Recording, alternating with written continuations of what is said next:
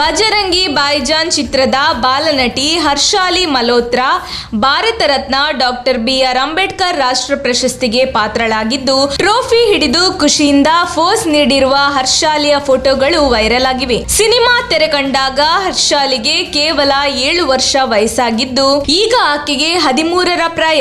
ಬಜರಂಗಿ ಭಾಯಿಜಾನ್ ಸಿನಿಮಾದಲ್ಲಿ ಬಾಲನಟಿಯಾಗಿ ಮುಖ್ಯ ಪಾತ್ರವನ್ನು ನಿರ್ವಹಿಸಿದ್ದ ಹರ್ಷಾಲಿಗೆ ಮಹಾರಾಷ್ಟ್ರ ರಾಜ್ಯಪಾಲರಾದ ಭಗತ್ ಸಿಂಗ್ ಕೋಶಿಯಾರಿ ಅವರು ಭಾರತ ರತ್ನ ಡಾಕ್ಟರ್ BR ಅಂಬೇಡ್ಕರ್ ರಾಷ್ಟ್ರ ಪ್ರಶಸ್ತಿ ಪ್ರದಾನ ಮಾಡಿದರು.